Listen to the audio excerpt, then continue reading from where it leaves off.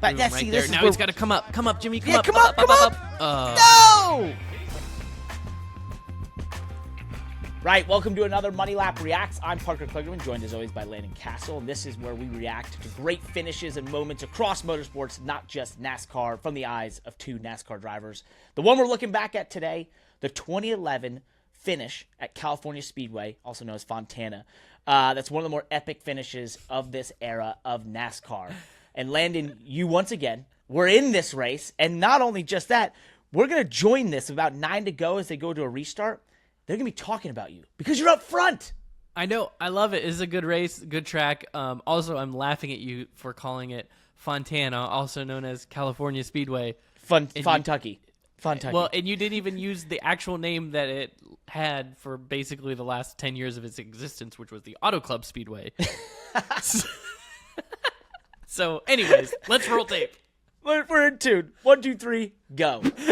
That's Chris Johnson has led only one lap today. Here we go. Okay, this is Jimmie Johnson. This is peak Jimmie Johnson, by the way. But Yeah. not to spoiler alert. Maybe was this the birth of Kevin Harvick, the closer? Was this when they really started calling him the closer? That's a great point. I think so. It's where it's sort of they call him like that as he's coming with like 5 to go and has a lot of speed. But who's that car up on the top left? This is who they want to talk about. Yeah. The 51. Look at me. It's 09. This was before we switched to 09. 51. Damn it. Yeah. And the best part here, I love this shot because you can see the two different colored rims. So we obviously were, getting tires from some other teams on pit road throughout this race. And I think I'm up here because I think we took 2 tires. We either took 2 or we took no tires. I think we took 2, and that's how we came out 8th. But you're gonna find out here pretty quickly that it doesn't really work out for us.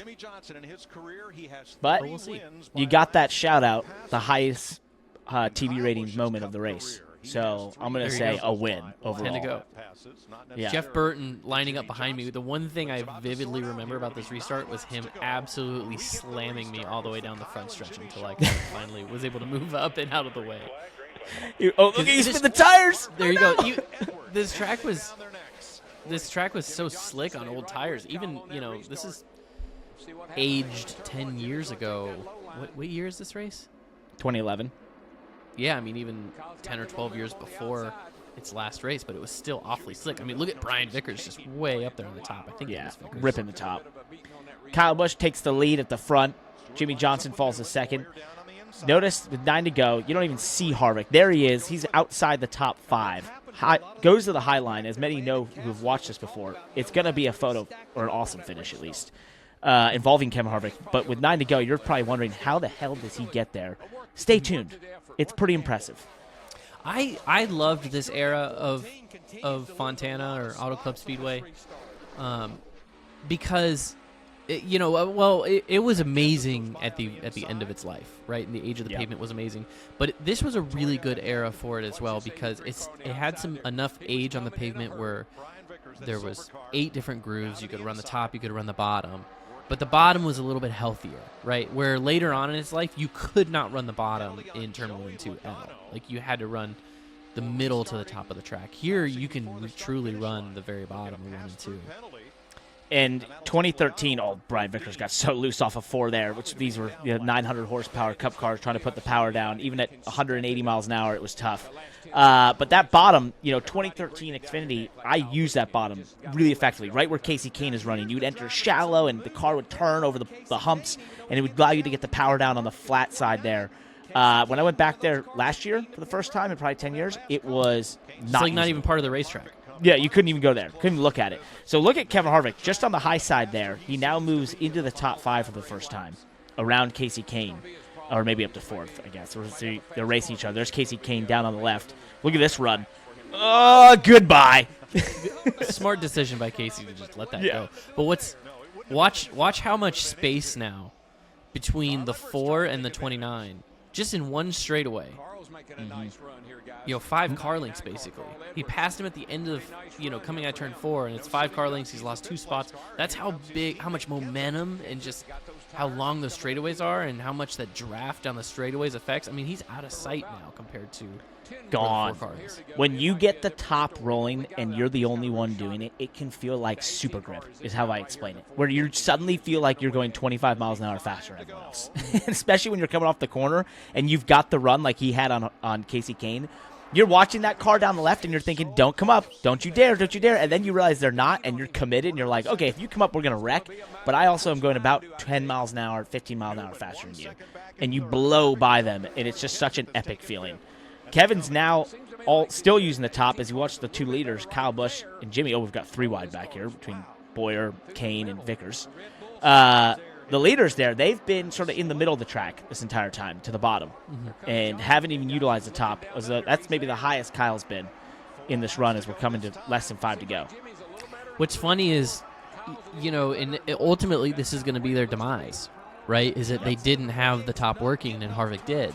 And sometimes you wonder if it's just simply because they were the leaders, right? So they're not necessarily being challenged, being pushed to explore running the fence, because running the fence can cost you a couple seconds those first couple laps if you don't get it right, Yep. And Harvick, because he had to restart in traffic, he had no choice. If he wanted to win the race, he had to make something happen, right? So he started trying the fence. Well, we got it working, and we're going to find out here in the next 3 or 4 laps. I know we pretty much ruined the story, but the race did already happen, so it's not like we really ruined it.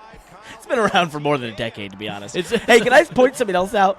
Yeah. Jimmie Johnson there, going for the lead here on Kyle Busch, down on the apron, but he's also got neon tape on the front. Probably the last year or so that we probably ever saw that. As he goes to the bottom, trying to clear Kyle Busch. He's going to get it done, gets the power down. Classic Jimmie Johnson, making it work on the bottom, using the pedals. But now that black and white car has shown up, utilizing the top side with a head of steam. Jimmie goes right back to that third groove. Kind of third, fourth groove is what all that Jimmie and Kyle have been running. I mean, here, okay, so this is what I was talking about. Kyle tries to run the fence. His first ready. try at it. Not quite as good as Harvick running the fence. He's just not in the rhythm, right? Nope. You can hear the crowd there as they're seeing this finish come together. 3 cars, 2 laps to go. Throw a blanket on them. Kevin turns low. Look at Kyle once again trying to run the top. Can't do it. He's not ready for it, as you pointed out. And now that opens the door for Harvick to have a shot at Jimmie Johnson. This is the moment Jimmie needs to just commit to the fence. Yep. He gave him that clean air up there. But he's not. He's got. I mean, Harvick's got the clean air. Big run. I think it's going to happen next time by. Was it a last? It was a last lap. I think it last lap. Yeah. Yeah, I mean, so Jimmie's just not tuned up for the fence. Nope. Once again, going to give him some clean air here. And Jimmie's car's working there, and he's run that line perfectly, but he's just not able to have the same momentum. As you see here, Harvick's going to get all the way to his back bumper and then push him. Genius move. Yep, this is great. Does not go for the bottom. If you're Doesn't even Jimmie, think about it. I mean, that's so tough. But Right see, there. this Now is he's got to come up. Come up, Jimmie. Come up. come up. No! Just gave him the lane. Nope. See, that's the part where Maybe that side draft could have done the trick. If he could have grabbed his quarter panel, he might have been able to pull him back, but not the case. It's one of the cooler finishes. Oh, the best closer. There you go. So Mike Joy. That's the start of it, for sure, being the closer. It's one of those things where it was so hard for Jimmie to break what he had done successfully to get the lead.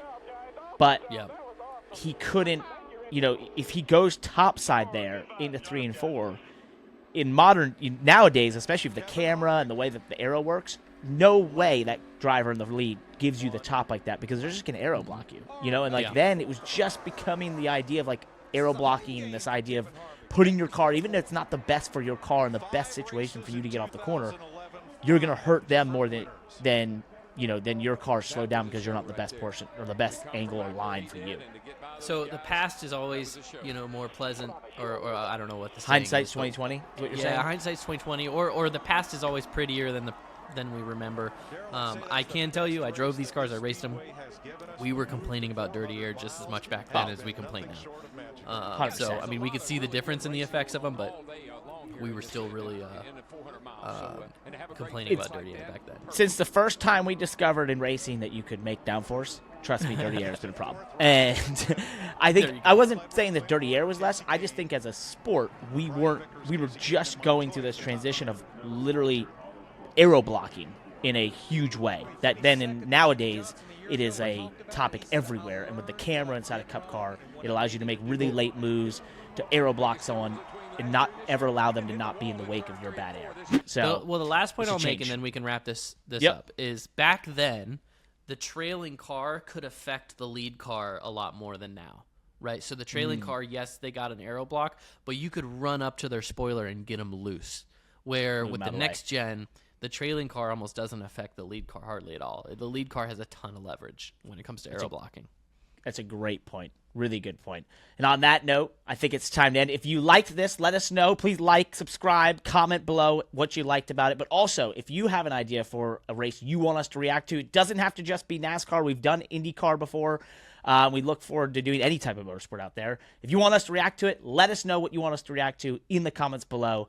That's another one. Peace.